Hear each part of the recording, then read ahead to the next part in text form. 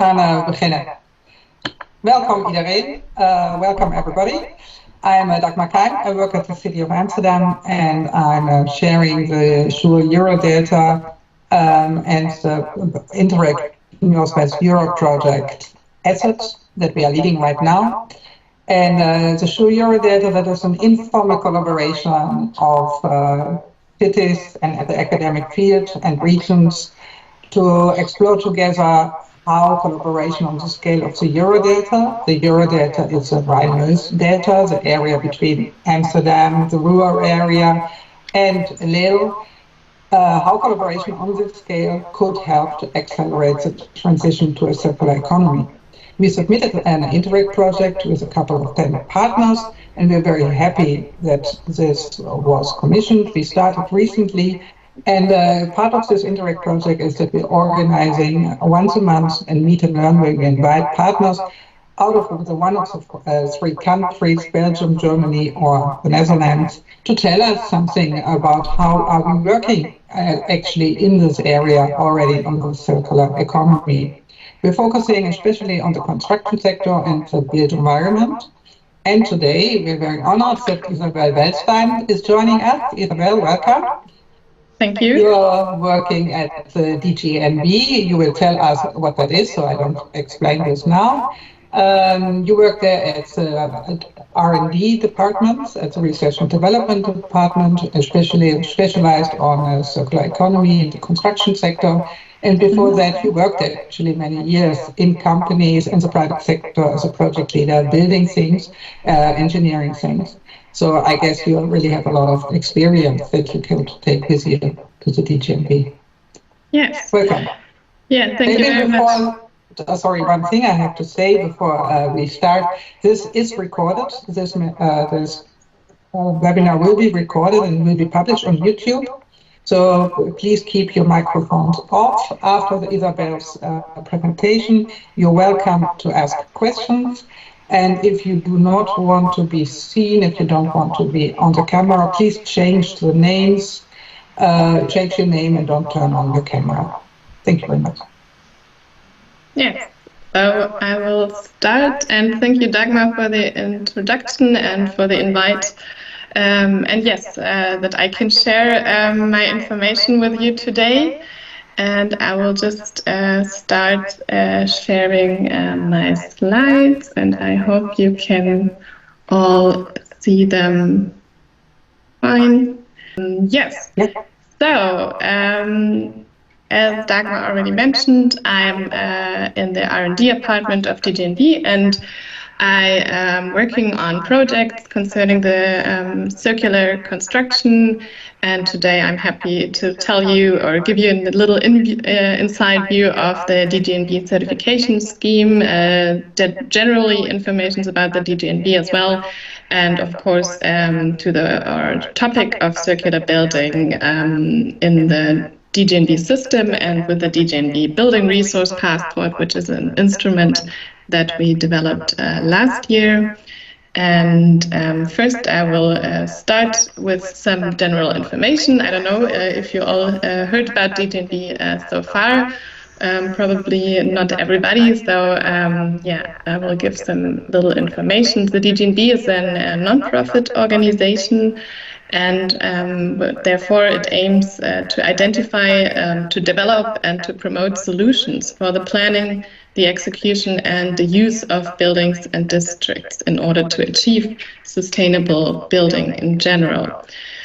So here's some information about the three main goals, or the three main work areas that we include in DGNB, which the first one is of course working with our network.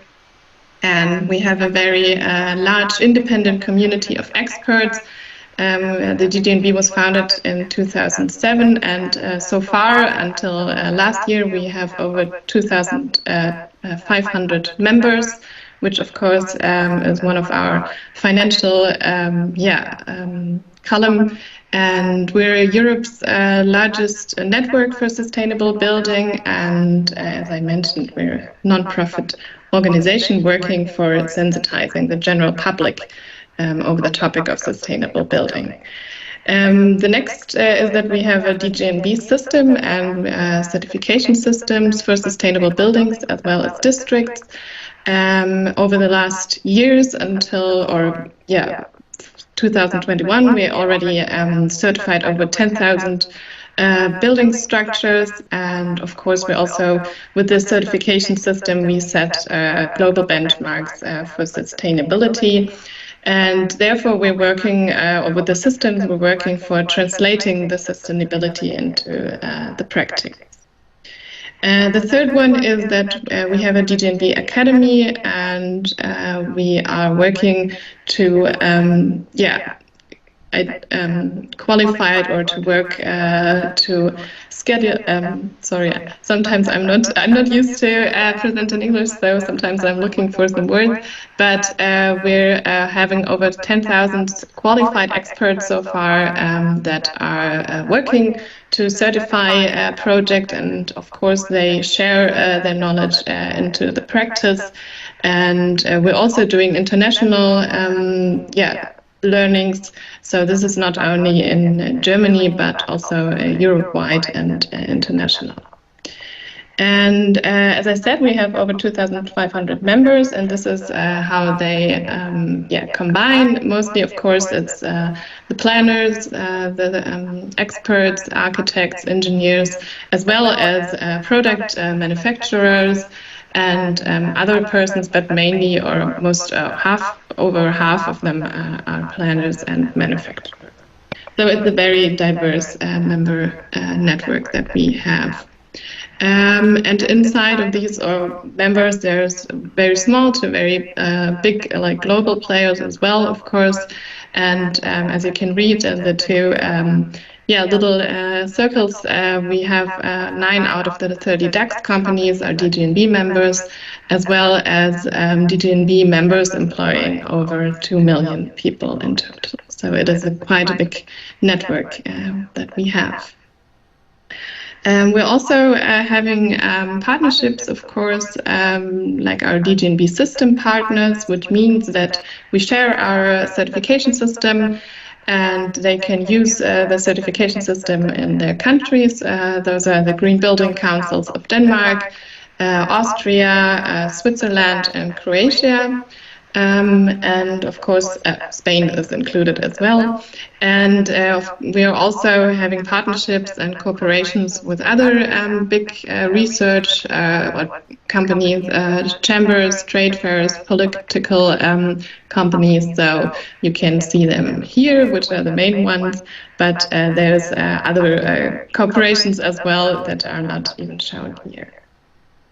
So just for a quick look into the market for sustainable building, here is like a little view. As I said, we already have over 10,000 DGNB certifications, which goes until 2021. So by now we already have even more.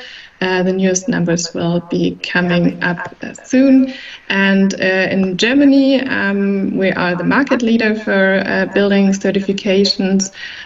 So of course there's LEED and BREEAM as well, and there's a German certification system from our federal government, but it's just taking a small part in the German certifications.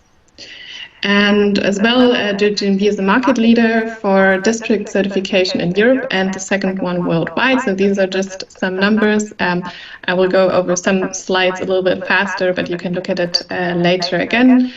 So we're having a big focus on districts and industrial locations as well, which is a very specialized topic for DGNB, because not all of the certification systems worldwide offer certifications for districts as well. So looking at the DGNB certification systems, we are of course firstly looking at the SDGs as a core topic, how we develop and what we include in developing the systems. So here's a little overview which DGNB criteria make a significant contribution to the SDGs. So this is of course the first step that we take or that we look at in the development. And then of course we're very interested in synergies with other activities, systems and classifications. when developing our system. So the first one we're looking at, because we want to have like a very market-oriented and also a practical system, and of course one that is also working so not only in Germany but over in other countries in Europe and as well internationally. So for the Europe system, we're looking at the levels framework. I don't know if some of you heard of it before, but it is a framework that was developed with the EU Commission, and it is a reporting framework to report the sustainability of buildings. I will come to it or talk a little bit about it in the next slide again. And of course, we're looking at the EU taxonomy as well, the EU taxonomy as an instrument for taking environmental and social considerations into account, and especially looking at the financial waves of sustainable investing. So the EU taxonomy has defined some technical criteria as well that we're taking into account when developing our systems, and therefore, of course, the main goal is to have a Europe-wide standard that is oriented at the EU taxonomy and the levels framework. The DGNB system, of course, itself is a certification system for sustainable construction, also for not only for new buildings, but for renovations, for buildings in use, for a lot of types of buildings. So we have very different types of systems, and you can apply them in a very widely manner.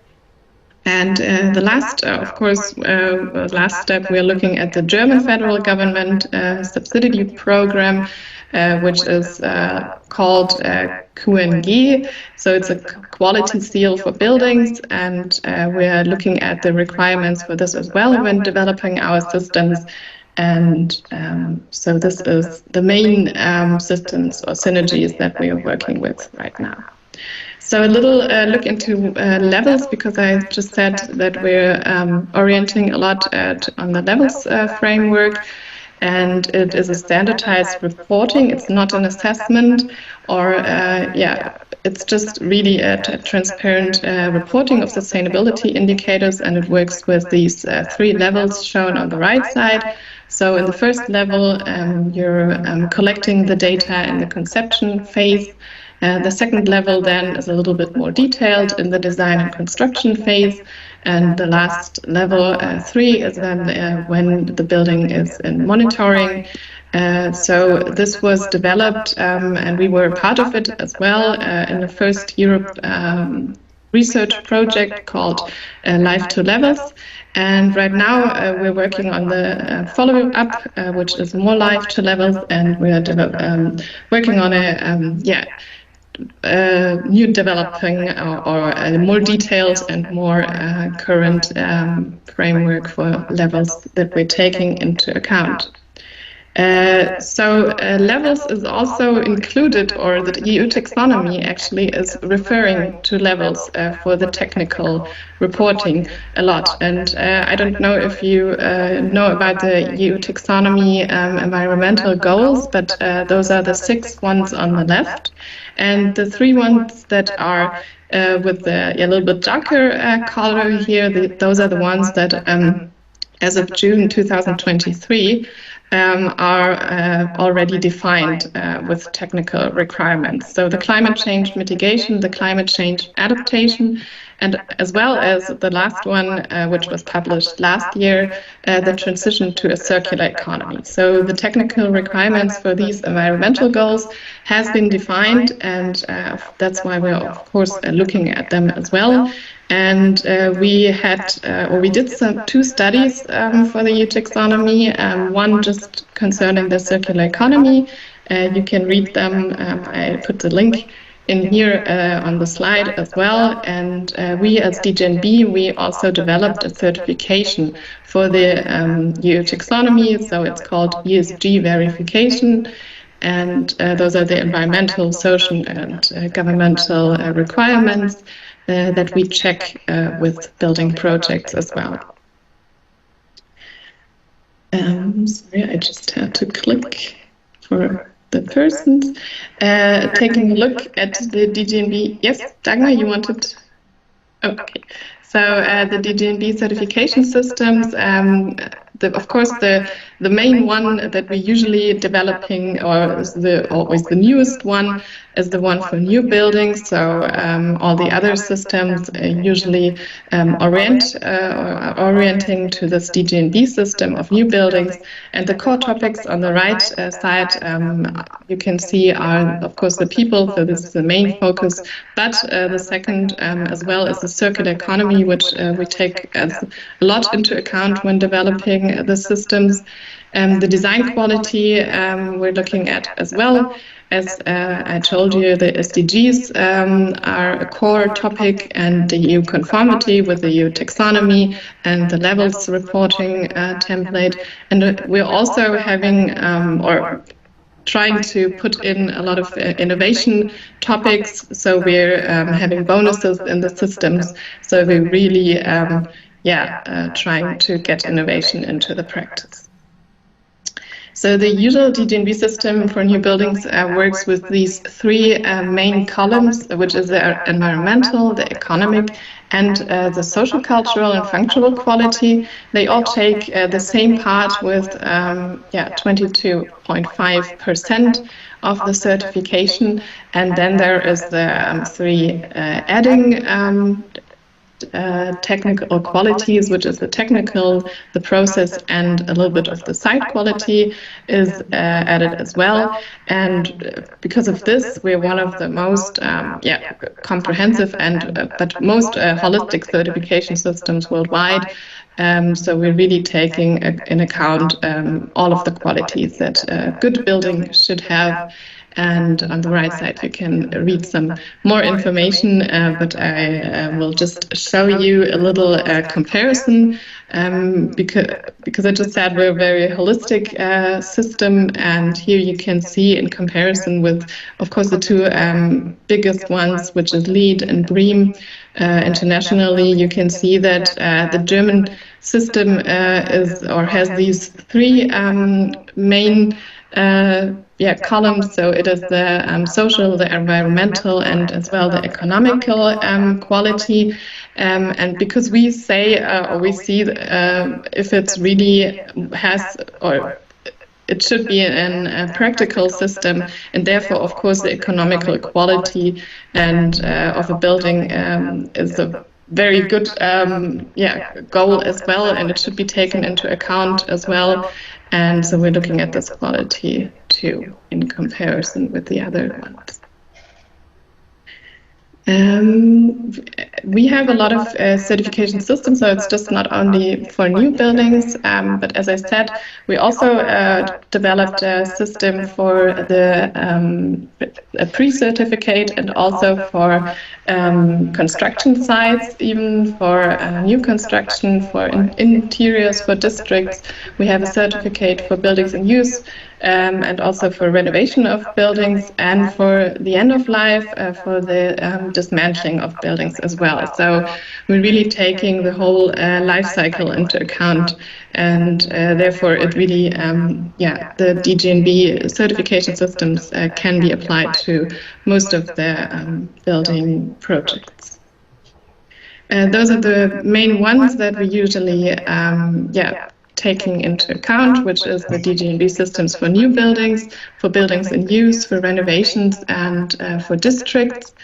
And we all have them in English versions as well, of course, so you can download them on our website. And when we're looking internationally, or how these systems can be adapted in other countries and internationally, we usually work with the DGNB system of Germany, of course, and then the systems are aligned with the local conditions, the climate zones, the local laws, the weighting factor, and the benchmarks. And I guess that is one of our biggest questions as well, because we're just talking about how can we have a really like a European or even an international standard. So of course we have some German specialties in our systems, but as I just said, we're looking at a lot of European standardizations as well, so it really can be applied in other countries easily. And of course, there are usually at this point there are some national-wide specifications, but this can be changed, and you have this core system, and you can adapt to local conditions. So because the question, of course, usually comes up what the added value for certifications is, here are some slides for this information that we usually share.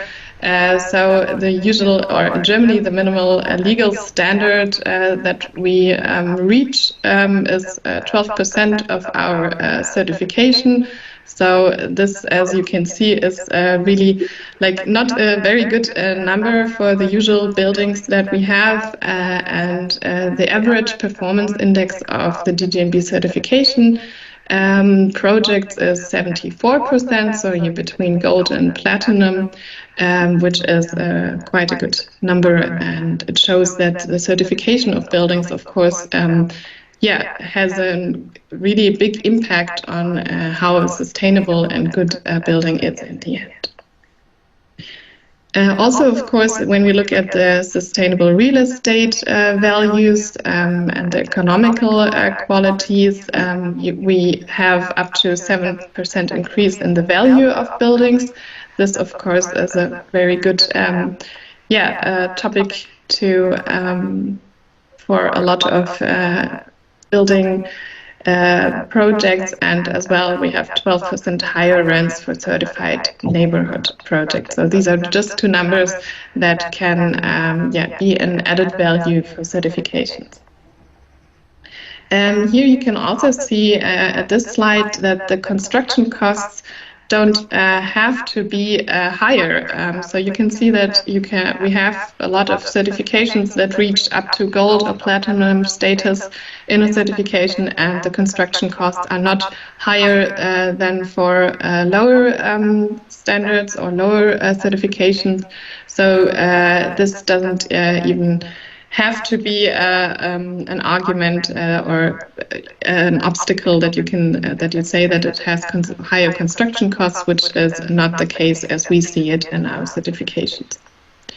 And now we're coming into the real topic of the circular building within the DGNB system. So with Dagmar, I already talked about the definition that you, as I heard, already did for what is circular building. And we as DGNB, we published one as well 2 years ago with our, which we developed with our experts. Or our expert groups, and so we define circular building as we defined it in this graphic or in this little publication that we have with the link on the right upper side. And in terms of circular construction, stakeholders in the construction and real estate industry, we have these three goals. So they understand the building stock as a valuable source and storage of materials, which is the first one, and then they make intensive use of existing material flows and values that have already been created without generating new waste. So of course the goal is to not have any waste at all, but that the materials or the flow will always be consistent without generating waste.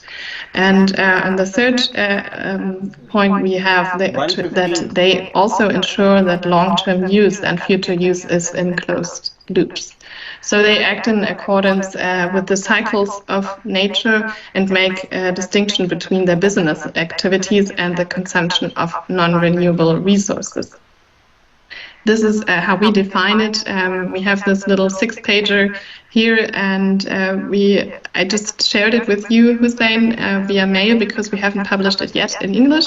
It's just a draft version, but we can share it with you, so you have an English version for the moment as well.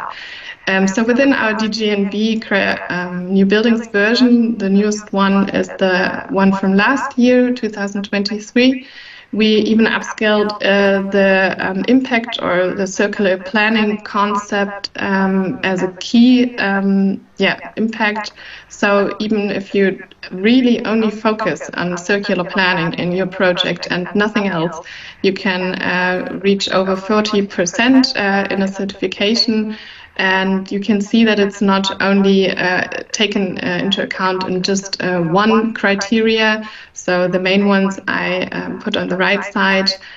So we have one criteria that focuses on circular construction. And of course, then you get all the points in this criteria, but still in other qualities and criteria, just for the life cycle assessment, of course, or for what was the risks on local environment. Of course, it takes into account as well. So you get points for this when you are having a circular planning concept in your project. So it really is a key focus in the new buildings certification system of DGNB. I put some links here that we shared on our website, which are translated into English as well, if you want to read any further information about this. And inside of this publication I just talked about, we also defined the contribution of planners and manufacturers to advance circular construction. And as you can see, I mean, there are some topics, of course, like the building documentation, the assessment of the circularity, as well as the LCA assessment. And for the producers, of course, the product information has to be they have to be reachable, and they have to be transparent, so you can use them in your project planning. And so this all comes into this instrument that we already defined here, which is the Digital Building Resource Passport. And that is the one I will talk about in the next upcoming slides. So we already defined it here as a very good instrument to combine this contribution of planners and manufacturers. And so you can have this as a contribution to the circular economy or the circular construction of projects. So the DGNB Building Resource Passport we developed with our experts.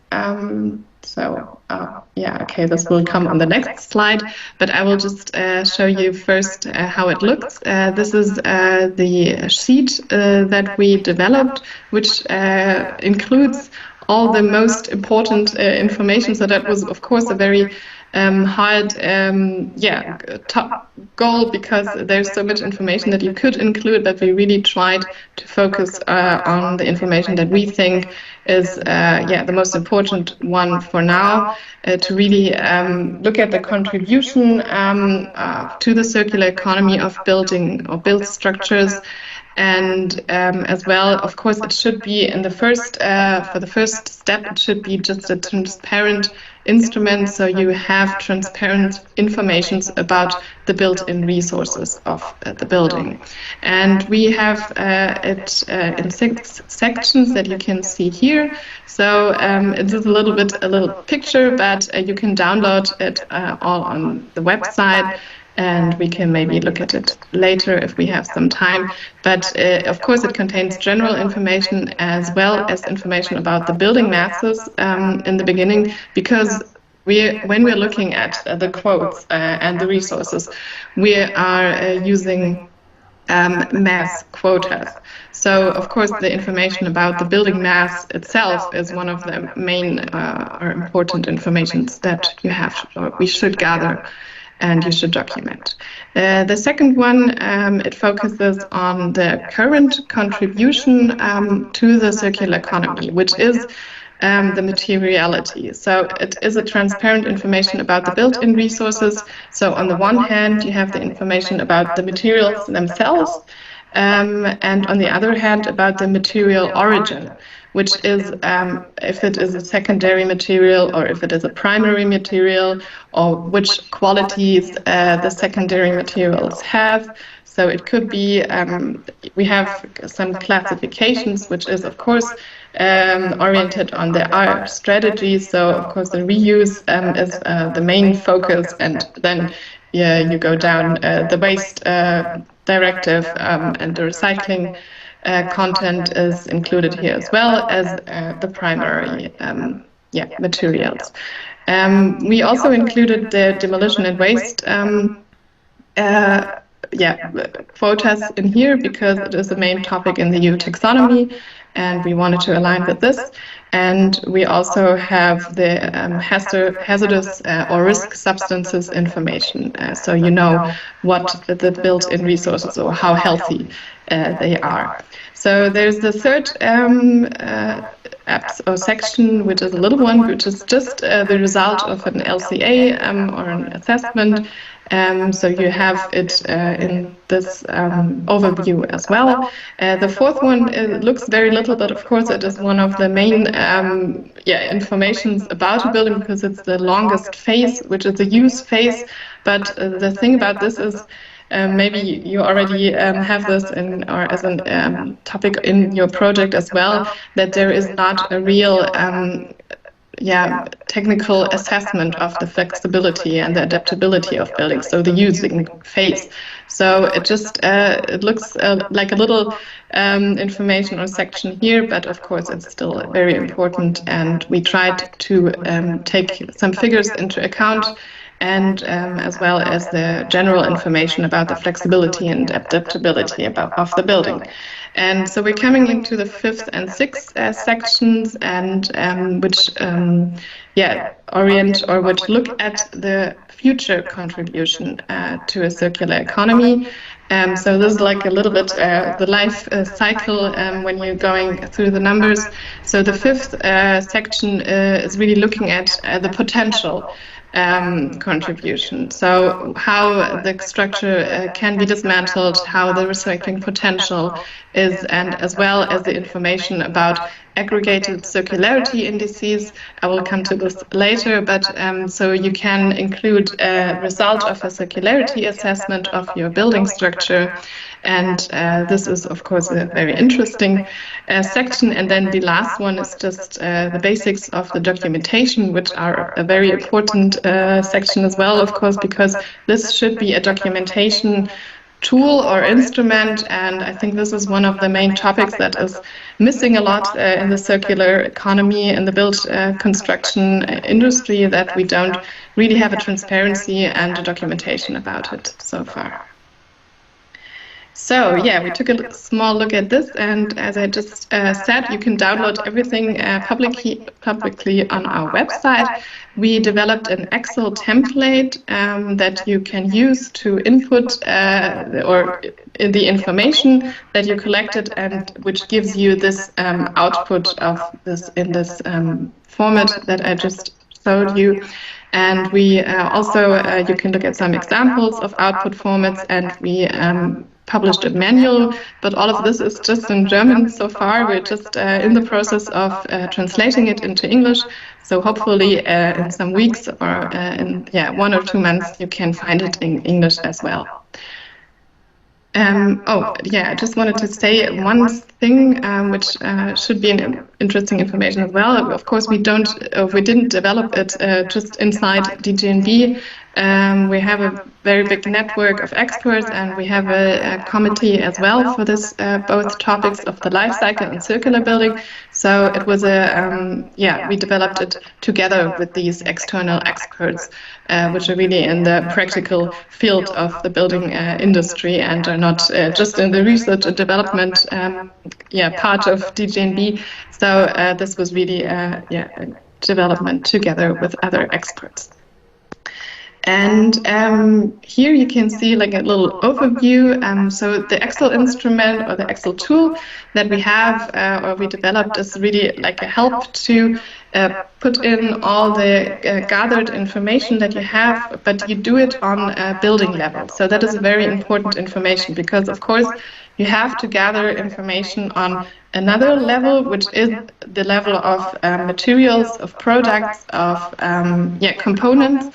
but this is not happening in the Excel tool that we provide. It is really just to have a comparable and a transparent set of information that is necessary or important on a building level. And of course, there has to be some data collection which is more detailed and which is happening externally of this Excel tool. And then you can put it in there and you have this whole overview and transparent information, which is the output. And we have two versions.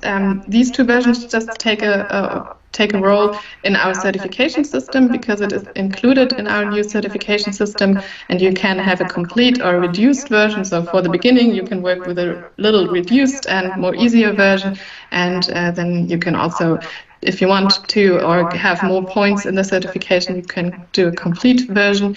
And we also developed some optional sheets that are more for detailed analysis, but these are, as I said, they're optional and you don't have to fill them in, but you can, if you want to have more detailed information just about these separate topics, for example, the materiality, and you can look at it in a more detailed way on the component level if you want to. How can this building resource passport be formed? This is, of course, a very common question as well. And as we see it so far, there's two main ways to do it. So you can, of course, work with your own model. You can have a BIM or building information model, and extract the attributes out of this digital planning. You can also work with a component catalog, which can be in Excel or something else, where you really you work with a component catalog, and you really you share the attributes on this component level, and you collect it, and you can add it to building level numbers. The second way, if you can, or you work with a digital model, or you can share your data from your project, there in Germany at least, or well, Medasta is also working Europe-wide, there is some companies already that offer some software solutions or tools that you can use. So they work with the project information that you give with a model or otherwise, and then they can take it or use their database and work out this building resource passport format. So as I already said, we're looking at the EU taxonomy a lot, which also refers to the levels reporting template. So these are the 5 or the 5th main technical criteria concerning the circular economy of the EU taxonomy goals. So this is the environmental goal for the transition to a circular economy, and this 5th in goals, they refer to 5 of the levels reporting template indicators, and you can see which are the main contents of these indicators. I mean, the goals are a little bit more detailed described on the left side, but mainly one is, of course, looking at materials. So you have a bill of quantities, and you're looking at the material origin. And on the second one is, as I said, it's looking at the construction demolition waste, as well as if there is a pre-demolition audit, or you're having a selective dismantling of your structure. And the third one is the result of the life cycle assessment, which is, of course, a good tool to reduce your emissions and your environmental impacts. The fourth one is comparing to the adaptability, flexibility, and circularity of your building structure. So this is mainly the 5th section of the building resource passport. And in the end, the EU taxonomy also takes into account if there has been any digital or use of digital tools, and if there has been a good documentation for the building in use and for the future. So these are the main technical criteria, and as you can see, we align a lot because we looked at it and we try to really have or focus or orientating development on the EU level, and you have a really good connectivity when you're doing this data collection, and you can also do an ESG verification for the EU taxonomy. Thank you. Oh, yeah. So, yeah, we're having a lot. Yeah, I see. I'm having just a little time left, so I'm going over it a little bit faster. So this is the definition of the layers of the building. You can look at it in our slides or also in our publications. And this slide you've seen before, and I want just a little hint that we also developed a qualitative and aggregated circularity assessment, which is one of the contributions that you can use to optimize your structures as well. So we developed this. It's a very new publication. It just developed last week, and the English version, as I said, is not publicly available right now. But inside this, we also used our expert network, and we developed a quality standard for circularity indices for buildings, as well as a DGNB circularity index. And we also just implementing it into the Building Resource Passport Excel tool, and you can calculate it. If you did all the data collection, you can calculate your circularity with it. And it works with the data collection inside of a Building Resource Passport that you can see in this graphic. And this is included in the document as well, so you can take a closer look at it as well. And yeah, so I'm coming to the end. These are just some more information about publications. That's my contact information, and this is our international certification team, because we're doing a lot of international certifications as well, if you have any questions. So thank you, and I'm looking forward to the questions upcoming. Thank you very much, Isabel. Maybe you can stop. Yeah, thank you. Well, this was a lot of information. We will provide it in a couple of days. You can find actually the PowerPoint presentation also on the website from SURE, so it's accessible. And if you want to watch it again, it will be recorded and edited in a couple of days. Okay, so questions. The floor is yours. I have to say I'm really very impressed about the work. Oh, thank you. Yes. Yeah, we're having a lot of interest on these developments as well in Germany, so that might be interesting, because some communities, some regions are already using this instrument and tools, of course. Hi, Isabel. Thank you for your presentation. I was wondering, it looks really extensive in this material passport. I was wondering whether you did already a lot of assessments of buildings on it. Mm-hmm. And then I have two sort of follow-up questions. Can you already make an assessment of whether those buildings, whether we are heading in the right direction? Mm-hmm.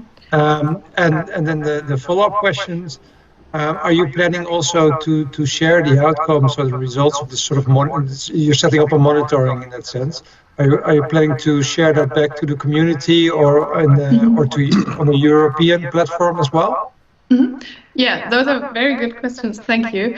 And of course, a lot of people are interested in these informations as well. So as we just developed it, or we published this Building Resource Passport instrument last year, so just 1 year ago, and we implemented it into our new building system version 2023. It's just slowly starting to be used in the practical field. So by now or so far, we don't have any final or finished building resource passports that really are in this format with our certification system. So we're just waiting for this to be incoming very soon. So of course we're really hoping for looking to do studies out or with these informations that we gather with these building resource passports from the practical projects.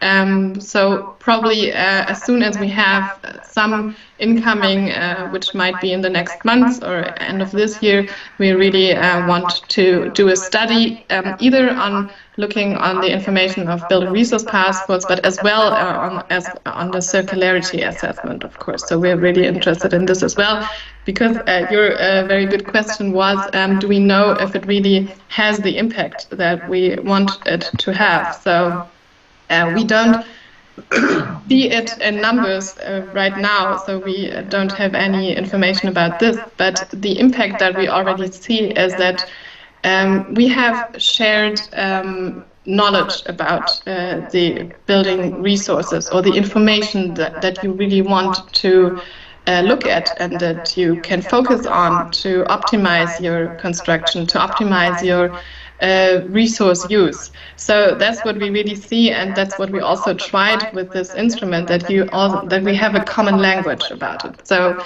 that you really you're looking at the same classes, you're looking at the same indicators, and you have this common language, and people know about it, people can talk about it and exchange, and people can optimize it, of course, as well. And then, of course, that it can be a transparent instrument, so you really have all the information about the materials that are in your building or your resources.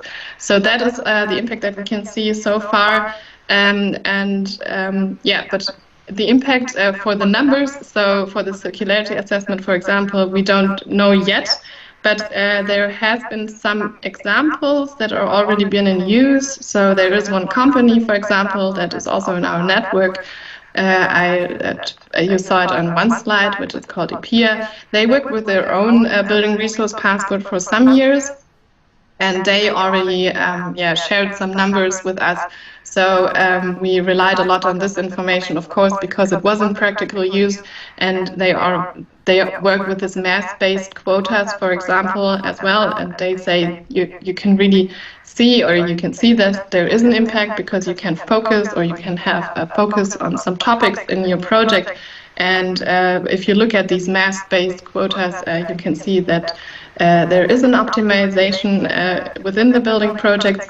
But of course, we don't really have any benchmarks so far. I mean, in our certification scheme, we give points for some quotas. So if you reach quotas, you can get some extra points. But of course, it's not so we rely on these already used building resource passports, but of course we are trying or hoping that we really can have more detailed studies with the use of this tools as well in the future. I hope these were all your questions. If not, just there was one. Yeah, I think maybe we should give other people also the chance. Yes. Okay. Thank you. Frank. Yes. Thank you, Frank Dekkers, Professor of Zuid-Holland. I saw you've got much information on construction material origin.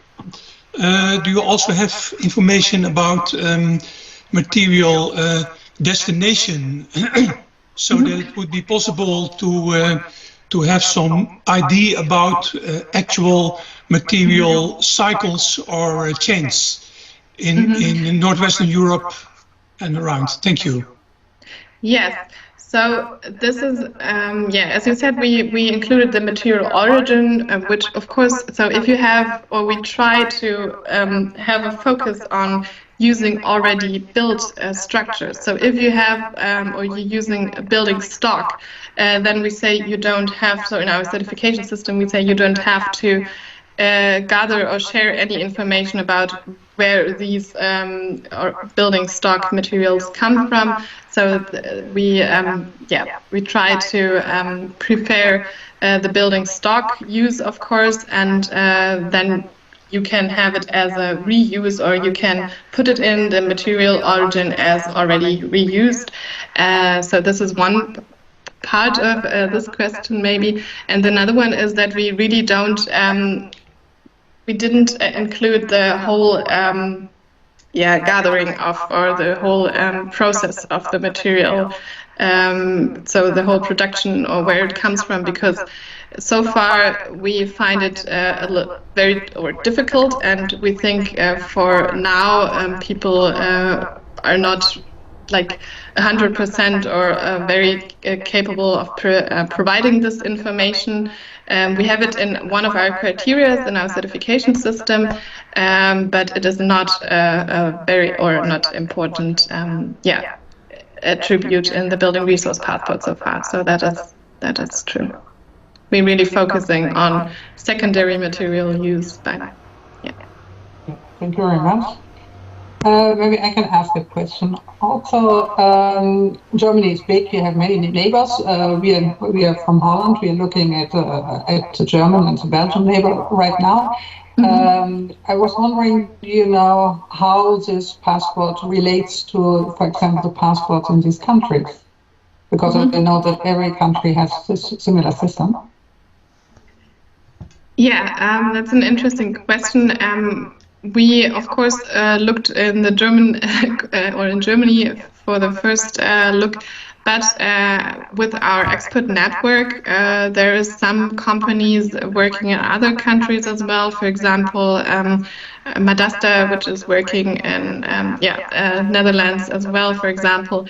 And so far in our communication or in our exchange, we, of course, had this topic a lot because it is not easy, and that's why, of course, there is no overall solution so far, because it is not easy to really have a standardized instrument that complies to all of the systems, all of the country national-wide systems used. But we really tried to have a very or standardized based that you can use and that you can map to the national systems. So that is what we really tried to, and that we looked. So it is a base that can be used in other or Europe national-wide, also internationally. And of course, there is you may be using a German system just for the components, for example, which is very national systems. We have a component catalog or cost catalog in Germany, and this is different from Britain and the Netherlands, of course. But you can map it. So this is probably for now the main obstacle, but also the main work that you have to do, that you have to map these maybe national component numbers, systems, structures, systematics to this overall structures. Yeah, thank you very much. Hey, Bas, we have 2 minutes left. Can you answer this very fast?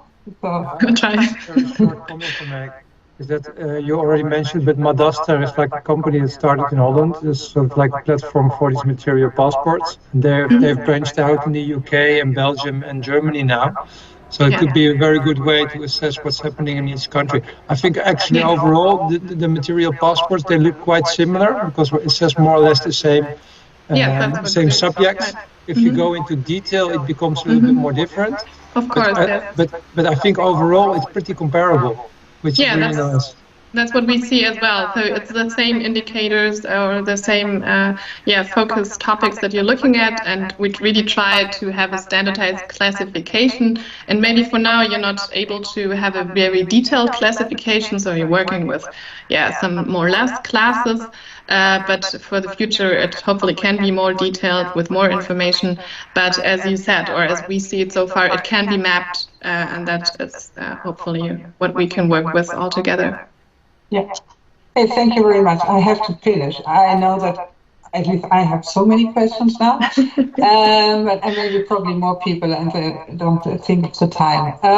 I would like to finish this. I want to thank you very much. We have a lot of information. We keep in contact with an Interact project, and we already know who will be at the next Meet and Learn.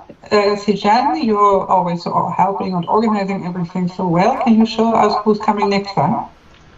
Yes, hi. So if you can see my screen, our next presenter is Dr. Kai Baum from Spatial Insight, which is an organization or consultancy from Germany, and he will talk about the circular economy and what it really means to the territorial cohesion in Europe.